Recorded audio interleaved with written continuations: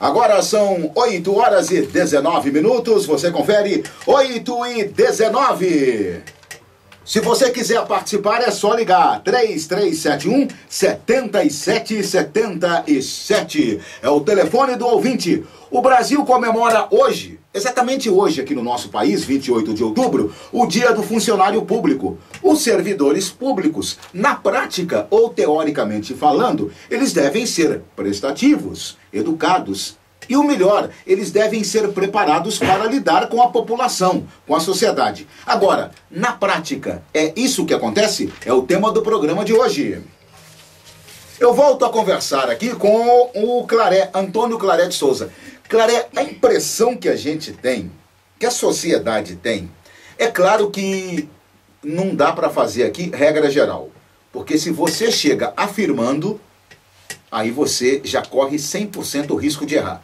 Político nenhum presta. Pode ter certeza que você já errou. Ah, o funcionário público todo mundo quer um encosto.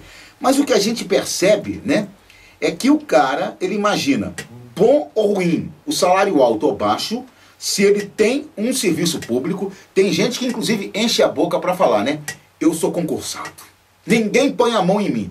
Tipo assim, cheguei no paraíso. Se eu produzir ou não, se eu chegar atrasado ou não, se eu vier trabalhar ou não, se eu for competente ou não, ninguém põe a mão em mim. Estou garantido, fiz concurso público, estou dentro, acabou.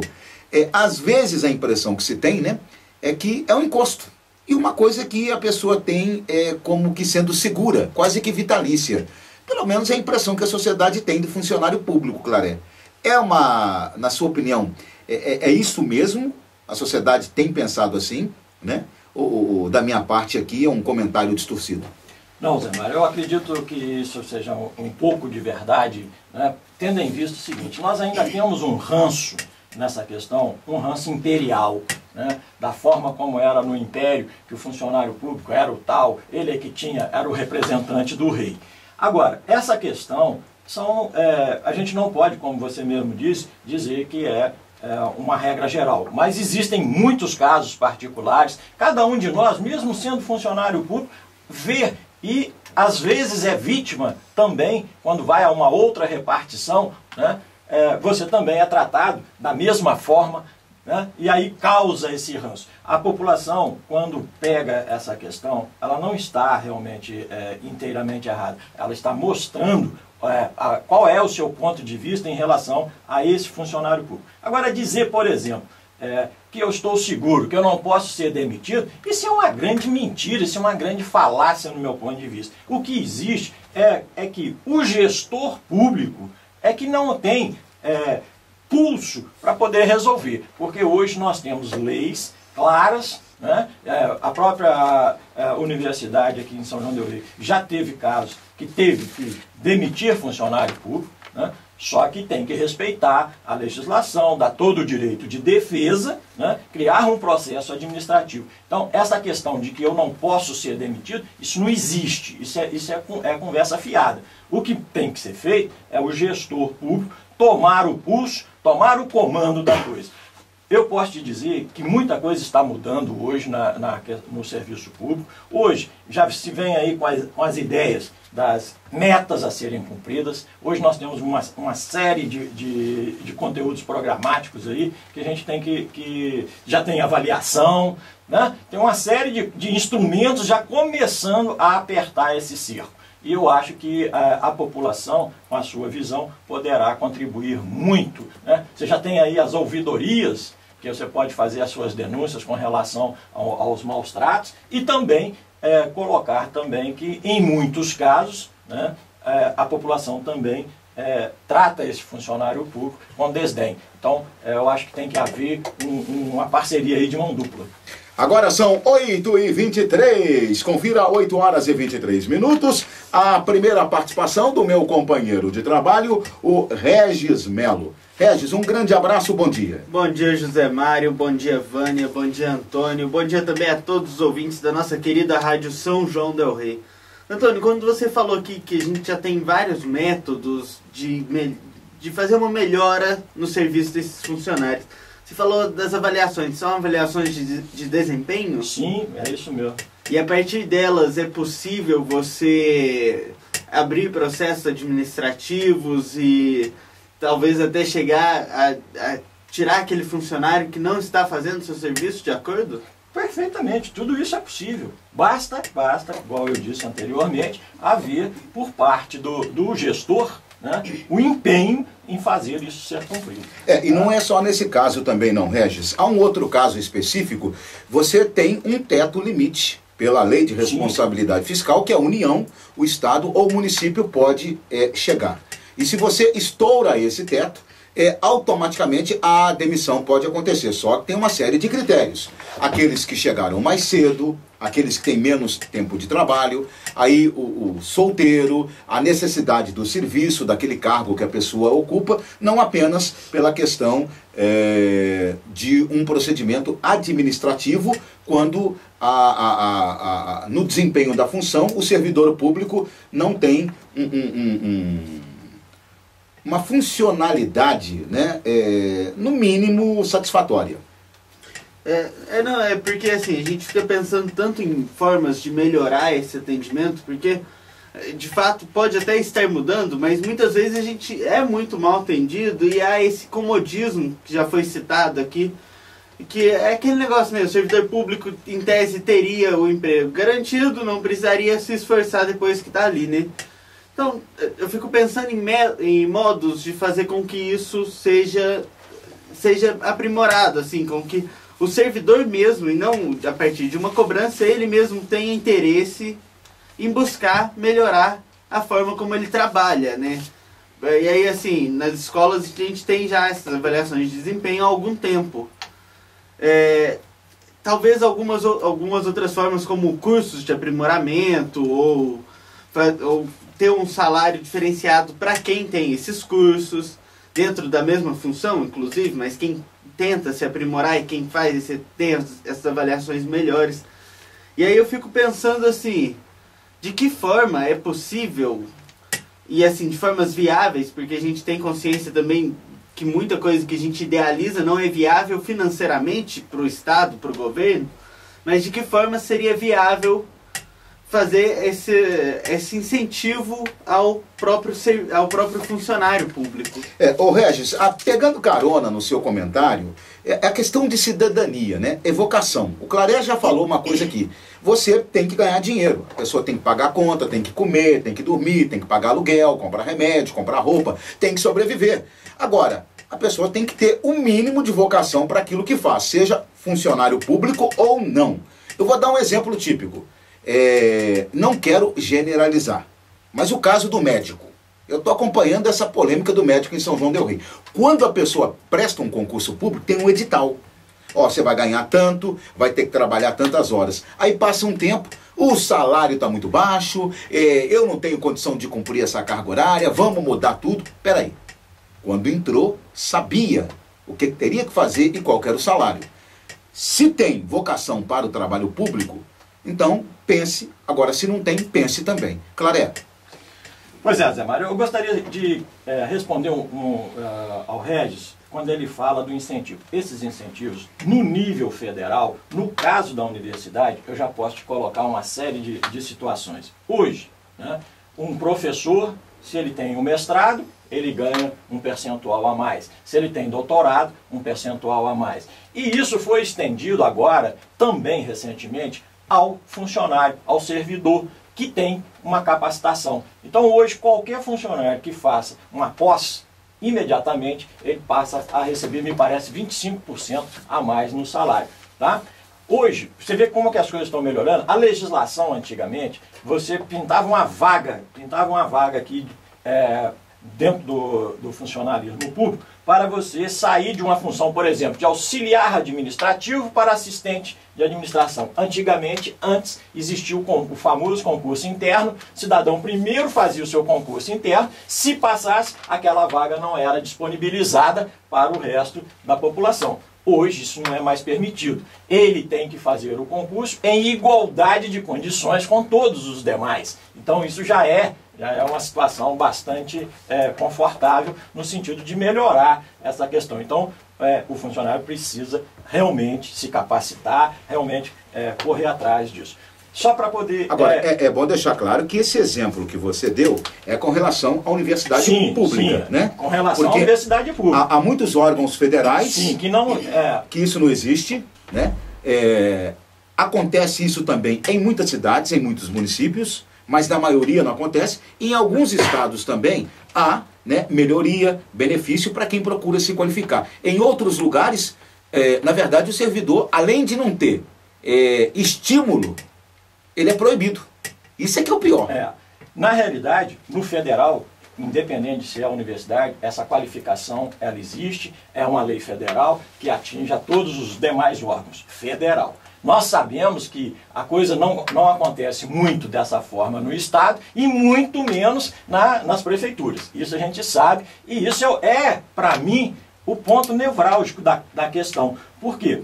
Aquele funcionário de carreira que se dedica, ele acaba sendo contaminado, né, por um problema sério que nós conhecemos, que é aquele que entra pela janela, que vem após as eleições, que não tem compromisso nenhum, é só os 4 anos, porque ele nem sabe se ele vai continuar, tá? Esse cidadão desconhece todos os procedimentos do trabalho, esse é que eu poderia... Ele não é servidor público, ele não é o servidor público, né? Mas é encarado pela população como sendo, como tal.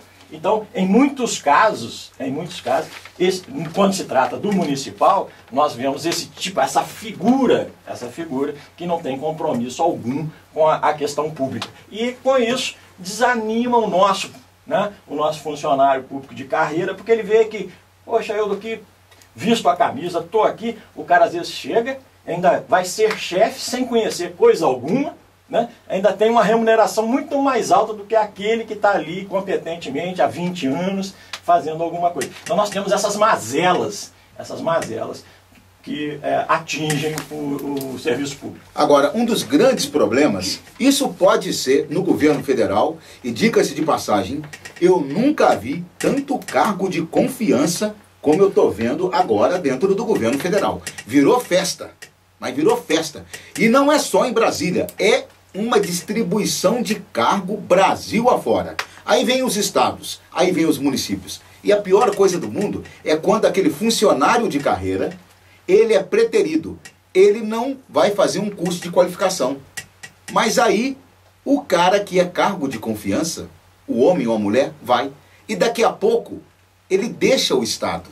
Porque ele é um cargo comissionado. É o agente político, o agente público, conforme classificação da Constituição de 88. Agora, um detalhe. Se ele é funcionário público, concursado, tudo bem. Porque é o Estado investindo na prata da casa.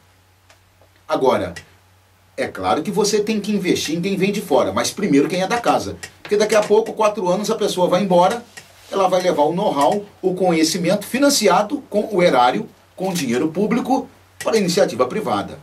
Agora eu volto a conversar aqui com a Vânia. Ô Vânia, me diga uma coisa. Falta de capacidade, preguiça, doença inventada, horário de trabalho adaptado ao seu bel prazer, né? Porque tem muito funcionário público que ele que faz o horário dele. Salário garantido, mordomias, carreira profissional e algumas outras benesses, que são coisas muito corriqueiras na vida de um funcionário público. No seu dia a dia, o que você acha que é pior aqui? Ou tem alguma coisa que é pior que eu não citei? Olha, o que é pior é a falta de compromisso com o serviço público, né? Com o servir o seu companheiro. Como nosso colega Clara falou, né? Há vários vícios, né? Claro que a gente não pode generalizar, toda regra tem exceção, com certeza. Mas também a falta também do gestor, impor, cobrar, avaliação do desempenho. Na nossa rede municipal eu estou muito feliz porque da região nós estamos bem avançados com essa avaliação do desempenho, nas escolas, com servidores da própria prefeitura do estágio, primeiro do estágio probatório, né? E para o ano que vem pretende-se fazer com todos os funcionários da prefeitura. Então acho que a gente está caminhando, deu um pontapé.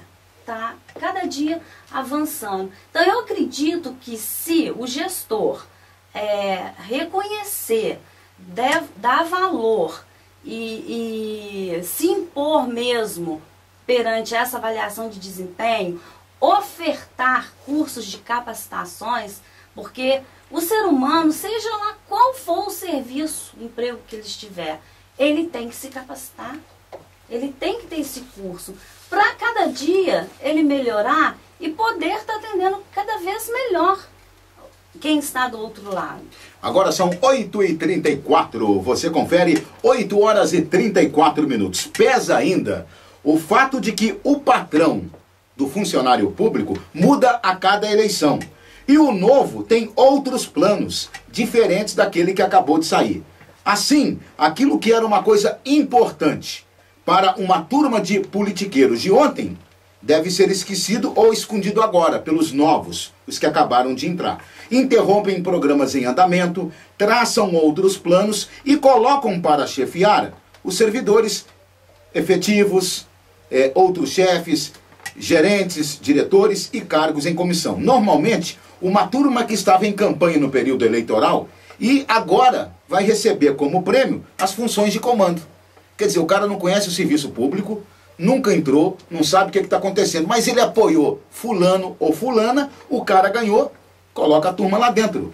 Quando não estão cheios de vingança contra os que foram adversários, são, às vezes, inexperientes e ignorantes. O funcionário público é refém de situações assim. Não raro, recebe ordens de quem nem sabe o que está falando ou determinando. Entretanto, os administradores mais preparados sabem aproveitar a experiência de quem já está naquele tipo de atividade. Eu penso que a lei para cargo de confiança tinha que mudar. Talvez o secretário, tudo bem, sabe? O gestor, aquele que assina junto ali com o prefeito. Agora, daí para baixo, você não podia ter cargo de confiança de modo algum. Você teria que fazer concurso interno, seleção interna, e para qualquer cargo só poderia ser o funcionário ou a funcionária pública concursada. O que você pensa, Vânia? Eu concordo com suas palavras. Concurso interno, Zé Mário, a Constituição ela é clara, né, proíbe, e eu não acho justo também não. Como eu já falei aqui, existe a avaliação do desempenho. Então, nada melhor do que fazer jus dessa avaliação, porque aí você vai saber qual é o seu funcionário realmente que vai fazer jus para aquele cargo, naquele momento, para estar atuando e estar sendo gerenciar certos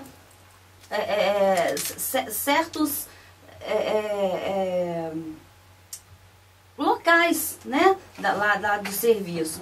Então, o bacana é isso aí, é a gente ter essa avaliação, que aí você não protege, e ela ser feita com transparência, com muito pé no chão, porque você vai avaliar o desempenho, o atuar do servidor. Um exemplo simples que eu quero dar. O chefão da contabilidade. Ele tem que ser um contador do município. Ele pode estar prestando serviço lá no DAMAI, ele pode estar prestando serviço na saúde, na educação, mas ele tem que entender da contabilidade pública. Não pode trazer um de fora. Agora, o secretário de Fazenda, aí você poderia trazer só o secretário. É uma boa ideia. Tomara que isso aconteça um dia, né, Claré? Pois é, Zé Mário. Não é regra, a Constituição é muito clara com relação às funções comissionadas e às funções gratificadas. Não é regra que eu tenha que trazer de fora ou que eu tenha que trazer de dentro do serviço público. Na realidade, é livre para poder escolher um ou outro. Mas eu volto ao exemplo da universidade, que eu acho uma experiência fantástica e que, se tivesse sendo observado a forma como é feito na universidade, poderia ser estendido aos demais. Por exemplo, na universidade, nós não temos o caso, né, de trazermos de fora. Você já pensou? Vou trazer um pró-reitor do lado de fora, né? Vou trazer um chefe de contabilidade do lado de fora. Não, embora possa, né, acontecer dessa forma, porque não é proibido pela lei, a universidade respeita os seus funcionários. Então, hoje, né, tem uma estrutura, tem que ter o chefe disso, o pró-reitor daquilo, e assim sucessivamente, mas são escolhidos entre os funcionários, né, entre os docentes e entre os funcionários, né, de forma tal que aí faz com que eu me prepare, se eu quero chegar a ser amanhã um pró-reitor, se eu quiser ser um diretor, como eu fui diretor de informática da universidade por 10 anos, né, a gente tem que se preparar para poder fazer isso. Então há um incentivo nesse sentido. É lógico, quando a gente fala da universidade, é um campo extremamente com pessoas, nem que seja na teoria, mas estão mais preparados, é um outro ambiente, totalmente diferente do ambiente de dentro de uma prefeitura, por exemplo. Mas, de qualquer forma, eu acho que é um exemplo bom que poderia ser estendido a todos. Eu sou contra, radicalmente contra, trazer do lado de fora uma pessoa, a não ser quando é um especialista. Então, eu preciso de um cara especialista em energia nuclear, não tem ninguém, aí nesse caso eu vou trazer esse elemento de fora. Ou até trazer o elemento de fora para qualificar. Também. Para dar cursos e por aí vai, né? Uhum. São 8h40, você confere, faltam 20 minutos para as 9 da manhã. Quer colocar alguma coisa, Regis? Não, nesse momento não. Então nós vamos aí ao intervalo comercial, a previsão do tempo para São João del Rei, hoje, sexta, 28 de outubro. Sol e aumento de nuvens agora pela manhã. Pancadas de chuva à tarde e à noite. Neste momento, a umidade relativa do ar está em 76%. Ventos a 8 km por hora. A temperatura máxima hoje deve ficar na casa dos 28 graus. E o pôr do sol acontecerá às 19h05.